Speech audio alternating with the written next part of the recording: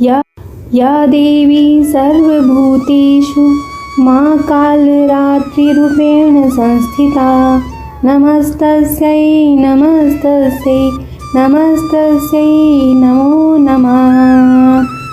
ॐ क्लीं हृदयं पातु पादो श्रीकालरात्रि ललाटे संतत पातु दुष्टग्रहनिवारिणे ललाटे सतन्त पातु दुष्टगृहनिवारिणे रसना पातु कुमारी भैरवी चक्षुणोर्मम कहो पृष्ठमहिषानि कर्णो शंकर भामिनी वाजातानि स्तुस्थानि भियानि च कवचेन हि तानि सर्वाणि मे देवी सन्तत पातु स्तंभिनी।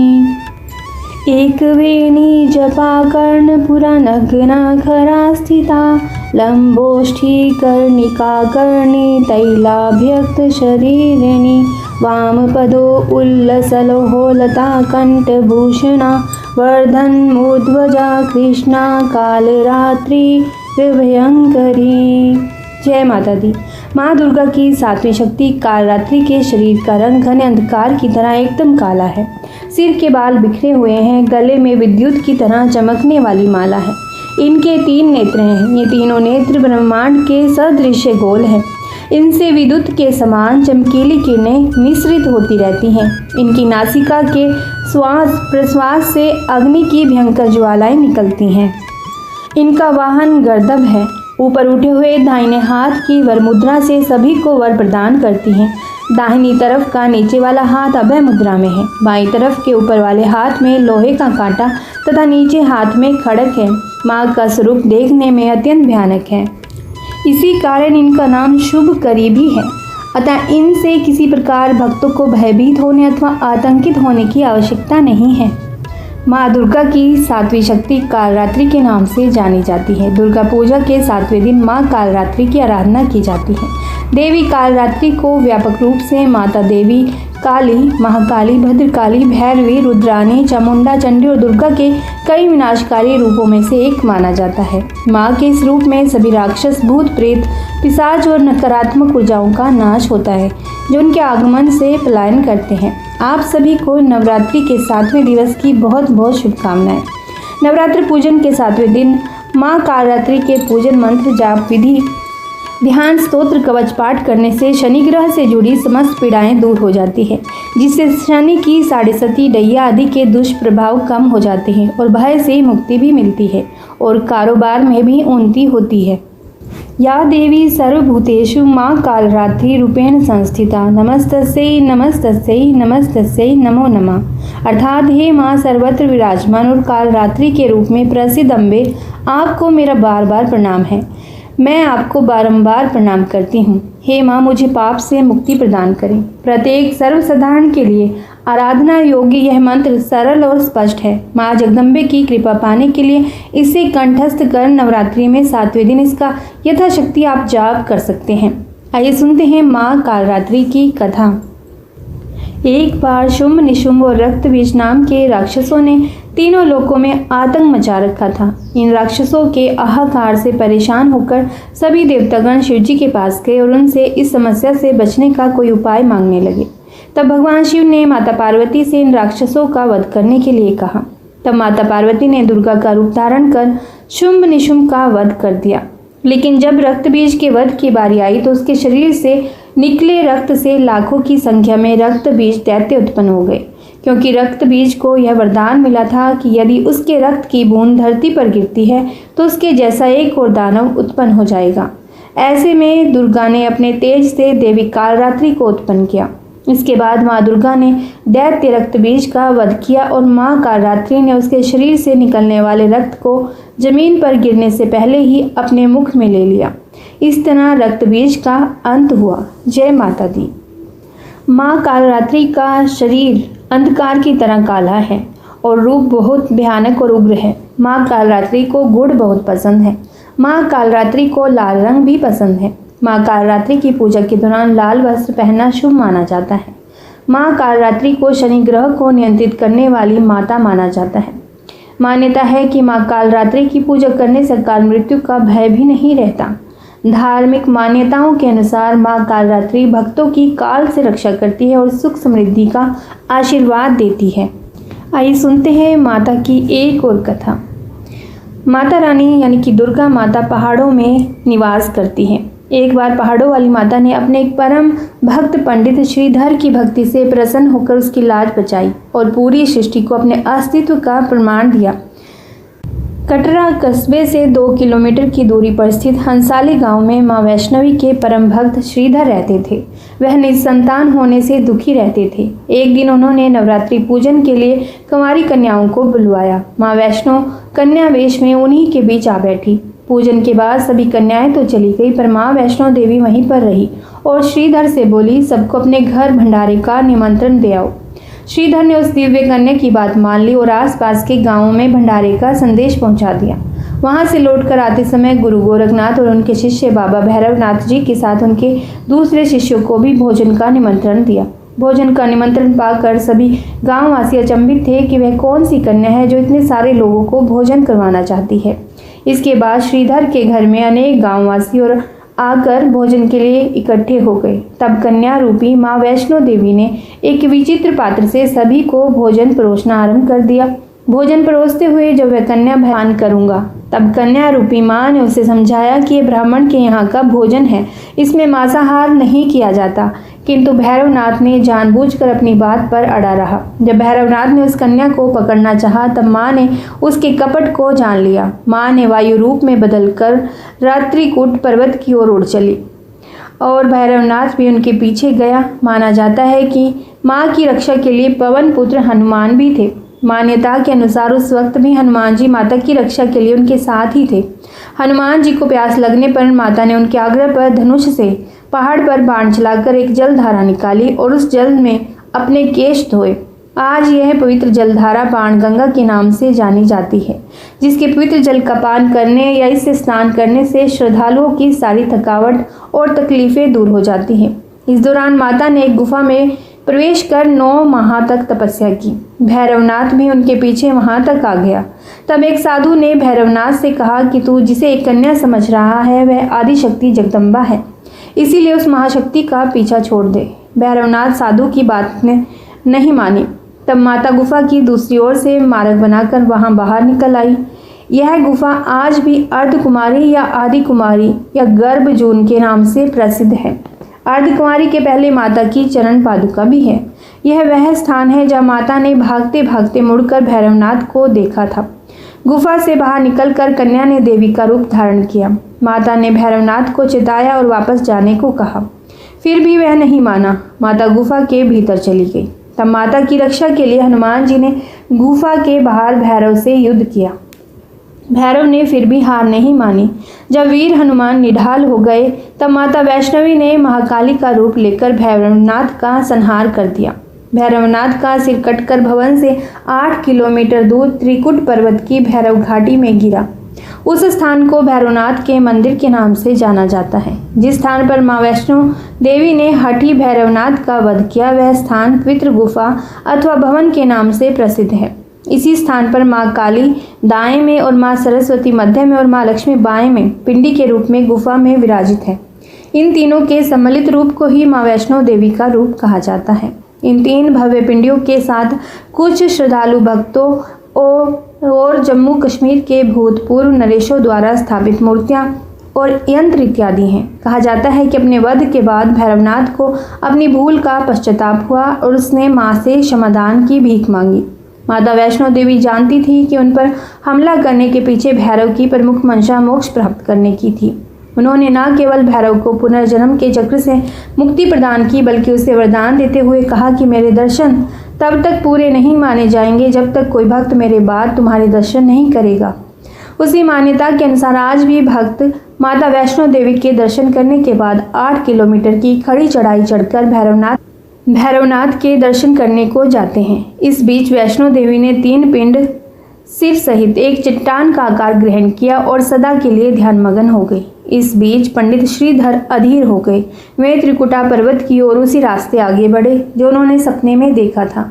अंततः वे गुफा के द्वार पर पहुंचे। उन्होंने कई विधियों से पिंडों की पूजा को अपनी दिनचर्या बना ली। देवी उनकी पूजा से प्रसन्न हुई। वे उनके सामने प्रकट हुई और उन्हें आशीर्वाद दिया। तब से श्रीधर और उनके वंशज देवी माँ वैष्णो देवी की पूजा करते आ रहे हैं। तो प्रेम से बोलिए जय माता की, वैष्णो मैया की जय। आइए माता वैष्णो देवी की एक और कथा सुनते हैं। उसके सुने बिना ये कथा संपूर्ण नहीं मानी जाती। पूरी श्रद्धा और प्रसन्न चित्त मन से इसे संपूर्ण सुनिएगा। हिंदू पौराणिक मान्यताओं में जगत में धर्म की हानि होने और अधर्म की शक्तियों के बढ़ने पर आदिशक्ति के सतरज और तम 3 रूप महासरस्वती, महालक्ष्मी और महादुर्गा ने अपनी सामूहिक बल से धर्म की रक्षा के लिए कन्या प्रकट की। यह कन्या त्रेता युग में भारत के दक्षिणी समुद्री तट रामेश्वर में पंडित रत्नाकर की पुत्री के रूप में अवतरित हुई। कई सालों से संतानहीन रत्नाकर ने बच्ची को त्रिकुटा नाम दिया, परंतु भगवान विष्णु के अंश रूप में प्रकट होने के कारण वैष्णवी नाम से विख्यात हुई। लगभग 9 वर्ष की होने पर उस कन्या को जब यह मालूम हुआ कि भगवान विष्णु ने भी इस भूलोक में भगवान श्री राम के रूप में अवतार लिया है, तब वह भगवान श्री राम को पति मानकर उनको पाने के लिए कठोर तप करने लगी। जब श्री राम सीता हरण के बाद सीता की खोज करते हुए रामेश्वर पहुंचे, तब समुद्र तट पर ध्यान मगन कन्या को देखा। उस कन्या ने भगवान श्री राम से उसे पत्नी के रूप में स्वीकार करने को कहा। भगवान श्री राम ने उस कन्या से कहा कि उन्होंने इस जन्म में सीता से विवाह करके एक पत्नी व्रत का प्रण लिया है, किंतु कलयुग में मैं कल के अवतार लूंगा और तुम्हें अपनी पत्नी रूप में स्वीकार करूंगा। उस समय तक तुम हिमालय स्थित त्रिकुट पर्वत की श्रेणी में जाकर तप करो और भक्तों के कष्ट और दुखों का नाश करके जगत कल्याण करती रहो। जब श्री राम ने रावण के विरुद्ध विजय प्राप्त की, तब माँ ने नवरात्र मनाने का निर्णय लिया। इसीलिए उक्त संदर्भ में लोग नवरात्र के 9 दिनों की अवधि में रामायण का पाठ करते हैं। श्री राम ने वचन दिया था कि समस्त संसार द्वारा माँ वैष्णो देवी की स्तुति गाई जाएगी। त्रिकुटा वैष्णो देवी के रूप में प्रसिद्ध होगी और सदा के लिए अमर हो जाएगी। तो प्रेम से बोलिए जय माता दी। आइए नवरात्रों की कथा सुनते हैं। एक समय की बात है, बृहस्पति जी ब्रह्मा जी से कहते हैं कि ब्रह्मा, आप अत्यंत बुद्धिमान, सर्वशास्त्र और चारों वेदों को जानने वालों में सबसे श्रेष्ठ हैं। प्रभु कृपया कर मेरा कथन भी सुनिए। चैत्र और आश्विन माह के शुक्ल पक्ष में नवरात्र का व्रत और उत्सव क्यों किया जाता है? इस व्रत का क्या फल मिलता है? पहले इस व्रत को किसने किया था? बृहस्पति जी का कथन सुनकर ब्रह्मा जी बोले, बृहस्पति, तुमने बहुत ही अच्छा प्रश्न किया है। जो मनुष्य मनोरथ पूर्ण करने वाली दुर्गा, महादेवी, सूर्य और नारायण का ध्यान करते हैं, वे मनुष्य धन्य है। नवरात्र का यह पर्व संपूर्ण कामनाओं को पूरा करने वाला है। ब्रह्मा जी कहते हैं, हे बृहस्पति, जिसने सबसे पहले इस नवरात्र महाव्रत को किया है, उसका पवित्र इतिहास मैं तुम्हें सुनाता हूँ। तुम इसे ध्यान पूर्वक सुनो। ब्रह्मा जी कहते हैं, एक नगर था जिसका नाम पीटक था। उसमें अनाथ नाम का ब्राह्मण निवास करता था। वह भगवती दुर्गा का बहुत बड़ा भक्त था। संपूर्ण सद्गुणों से युक्त एक कन्या ने उसके यहाँ जन्म लिया। मानो ब्रह्मा की सबसे पहली रचना हो वह है। उसका नाम सुमति रखा गया। सुमति अपनी सहेलियों के साथ ऐसे बड़ी होने लगी जैसे शुक्ल पक्ष में चंद्रमा की कलाएं बढ़ रही हों। सुमति के पिता नियम से प्रतिदिन दुर्गा की पूजा तथा हवन किया करते थे और उस समय सुमति भी वहाँ उपस्थित रहती थी। एक दिन सुमति अपनी सहेलियों के साथ खेलने में व्यस्त हो गई और भगवती के पूजन में शामिल नहीं हुई। उसके पिता को सुमति पर बहुत क्रोध आया और क्रोध में आकर कहने लगे कि हे दुष्टा, आज तुम भगवती के पूजन में नहीं आई हो, इसीलिए मैं तुम्हारा विवाह किसी कुष्ठी और दरिद्र मनुष्य से कर दूंगा। पिता की बातों से पुत्री को कष्ट पहुंचा। वह कहने लगी, हे पिता, मैं आपकी पुत्री हूँ और आपके अधीन हूँ, इसीलिए आप मेरा विवाह जिस किसी से कराना चाहें तो करा सकते हैं, क्योंकि होना तो वही है जो मेरे भाग्य में लिखा है। मुझे भाग्य पर पूर्ण विश्वास है। सुमति कहती है कि मनुष्य कितने मनोरथों को पूरा करना चाहता है, लेकिन होता तो वही है जो भाग्य विधाता भाग्य में लिख कर देते हैं। जो जैसा कर्म करता है उसका फल भी उन कर्मों के अनुसार ही मिलता है। मनुष्य के हाथ में केवल कर्म करना लिखा है, उसका फल देना भगवान के हाथ में होता है। अपनी कन्या के मुख से ये निर्भयपूर्ण बातें सुनकर ब्राह्मण का क्रोध बढ़ जाता है और अपनी पुत्री का विवाह एक कुष्ठ रोगी से कर देता है और कहता है कि अब जाओ और अपने कर्म का फल भोगो। मैं भी देखता हूँ कि तुम भाग्य के भरोसे रहकर कैसे जीवन यापन करती हो। पिता के वचनों को सुन सुमति मनन करने लगी कि मेरा दुर्भाग्य है, मुझे ऐसा पति मिला, और अपने दुखों पर विचार करती हुई सुमति वन की ओर चल पड़ी। उस भयानक वन में कुशा पर रात बिताई। गरीब सुमति की हालत देखकर देवी भगवती उसके पूर्व के पुण्यों को देखती हुई उसके सामने प्रकट हुई और कहती है, हे दीन ब्राह्मणी, मैं तुम पर प्रसन्न हूँ। तुम जो चाहो वह वर मांग सकती हो, मैं तुम्हें सब दूंगी। भगवती दुर्गा के वचन सुनकर सुमति कहने लगी, आप कौन हैं जो मुझ पर प्रसन्न है? अपनी दीन दृष्टि से आप मुझे कृतार्थ करें। ब्राह्मणी की बात सुनकर देवी कहने लगी कि मैं आदि शक्ति हूँ, मैं ही ब्रह्मा, विद्या और सरस्वती हूँ। प्रसन्न होने पर मैं प्राणियों का दुख दूर करके उन्हें सुख प्रदान करती हूँ। मैं तुझसे तेरे पूर्व पुण्यों के कारण प्रसन्न हूँ। देवी कहती है कि तुम पूर्व जन्म में निषाद की पत्नी थी और अत्यधिक पतिव्रता थी। एक दिन तेरे पति निषाद ने चोरी की और इस चोरी में निषाद के साथ सिपाहियों ने तुम्हें भी पकड़ लिया। तुम दोनों को जेल में बंद कर दिया और भोजन भी नहीं दिया। उन दिनों तुमने ना कुछ खाया ना ही पिया। इस प्रकार 9 दिन तक नवरात्र का व्रत हो गया। भगवती बोली कि हे देवी, उन 9 दिनों के व्रत के प्रभाव से मैं प्रसन्न हूँ और तुम्हें मनोवांछित वस्तु दे रही हूँ। तुम जो चाहे मांग सकती हो। भगवती की बात सुनकर ब्राह्मणी बोली, आपको मैं शत शत प्रणाम करती हूँ। आप मेरे पति पर कृपा करें और उनके कोढ़ को दूर करें। इस पर देवी कहती है कि उन दिनों तुमने जो व्रत किया था उसमें से एक दिन के व्रत का पुण्य अपने पति के रोग को दूर करने के लिए अर्पण करो। मेरे प्रभाव से तेरा पति सोने के शरीर वाला हो जाएगा। ब्रह्मा जी बोले। इस प्रकार देवी का वचन सुनकर वह ब्राह्मणी बहुत खुश हुई और पति को निरोगी देखने की इच्छा से ठीक है ऐसे बोली। उसके पति का शरीर भगवती देवी की कृपा से ठीक होकर सोने की कांति सा हो गया, मानो उसकी कांति के समक्ष चंद्रमा की कांति भी फीकी पड़ गई हो। पति की मनोहर देखकर ब्राह्मणी देवी को अति पराक्रम वाली समझकर स्तुति करने लगी कि हे दुर्गे, आप दुखों को दूर करने वाली, तीनों लोकों के कष्ट हरने वाली, दुखों का निवारण करने वाली, रोगी को निरोगी करने वाली, प्रसन्न होने पर मनोवांछित फल देने वाली और दुष्ट मनुष्यों का नाश करने वाली हो। तुम ही सारे जगत की माता और पिता हो। हे अम्बे माँ, मेरे पिता ने क्रोध में मेरा विवाह एक कुष्ठी के साथ करके घर से निकाल दिया है। पिता की निकाली हुई बेटी को आपने सहारा दिया है। ब्राह्मणी कहती है कि हे देवी, दुखों के सागर से आपने मुझे बाहर निकाला है। हे देवी, मैं आपको बारंबार प्रणाम करती हूँ। ब्रह्मा जी बोले, हे बृहस्पति, उस सुमति ने मन से देवी की बहुत स्तुति की और उसकी की हुई स्तुति से देवी को बहुत संतोष हुआ। देवी ने ब्राह्मणी से कहा कि तुम्हारे घर एक अति बुद्धिमान, धनवान, कीर्तिवान और जितेंद्रिय पुत्र होगा जिसका नाम उदालक होगा। देवी ब्राह्मणी से कहने लगी, हे ब्राह्मणी, तेरी कोई और इच्छा हो तो वह भी मांग लो। ब्राह्मणी कहती है कि हे माँ, आप अगर मुझ पर प्रसन्न हैं तो आप मुझे नवरात्र करने की विधि सविस्तार बताइए। ब्राह्मणी के वचन सुनकर देवी कहती है कि मैं तुम्हें संपूर्ण नाशों को दूर करने वाले नवरात्र व्रत की विधि बताती हूँ। देवी कहती है कि इसे ध्यानपूर्वक सुनो। आश्विन माह के शुक्ल पक्ष की प्रतिपदा से लेकर 9 दिन तक विधि पूर्वक व्रत करें। यदि दिन भर व्रत नहीं कर सकते तो एक समय का जलहार फलहार ले। ब्राह्मणों से पूछकर घट स्थापन करें और वाटिका बनाकर उसको प्रतिदिन जल से सींचें। महाकाली, महालक्ष्मी और महासरस्वती की मूर्तियां बनाकर उनकी नित्य प्रति विधि विधान से पूजा अर्चना करें। पुष्पों से अर्घ दें और बिजोरा के पुष्प से अर्घ देने पर रूप की प्राप्ति होती है। जायफल से कीर्ति, दाग से कार्य की सिद्धि होती है। आंवले से सुख और केले से भूषण की प्राप्ति होती है। फलों से अर्घ देकर विधि से हवन करें। खांड, घी, गेहूं, शहद, जौ, तिल, नारियल, बिंब, दाख और कदम्ब आदि सामग्रियों से हवन संपन्न करें। गेहूं का हवन करने से लक्ष्मी की प्राप्ति, खीर और चंपा के फूलों से धन और पत्तों से तेज और सुख प्राप्त होता है। आंवले से कीर्ति और केले से पुत्र की प्राप्ति होती है। कमल से राज सम्मान और दाखों से सुख संपत्ति मिलती है। खांड, घी, नारियल, शहद, जौ और तिल फलों से होम करने से मनोवांछित वस्तु की प्राप्ति होती है। व्रत करने वाले को स्वभाव में नम्रता रखनी चाहिए। अंत में आचार्य को प्रणाम कर यथाशक्ति उसे दक्षिणा देकर विदा करना चाहिए। इस महाव्रत को बताई विधि के अनुसार जो भक्त करते हैं उसके सारे मनोरथ पूरे होते हैं। ब्रह्मा जी कहते हैं, हे बृहस्पति, इस प्रकार ब्राह्मणी को इस व्रत की विधि बताकर माता देवी अंतर्ध्यान हो गई। जो मनुष्य इस व्रत को करता है वह इस लोक में सुख पाकर अंत में मोक्ष प्राप्त करते हैं।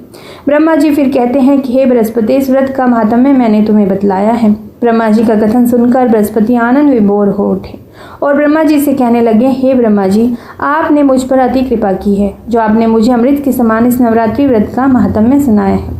तो प्रेम से बोलिए सभी भक्तजन, जय माता दी। माता रानी आप सभी पर अपनी कृपा बनाए रखे, आपके परिवार में सुख समृद्धि बनाए रखे, हम सभी पर कृपा बनाए रखे। जय माता दी। यदि यह वीडियो आपको अच्छी लगी हो तो इसे लाइक और शेयर जरूर कीजिएगा। आप यदि इस चैनल पर पहली बार आए हैं तो हमारे चैनल को, हरि का पंचांग चैनल को सब्सक्राइब भी जरूर कीजिएगा, क्योंकि सनातन धर्म से जुड़ी हुई वीडियोस आपको इस चैनल पर हमेशा ही सदैव ही मिलती रहेंगी।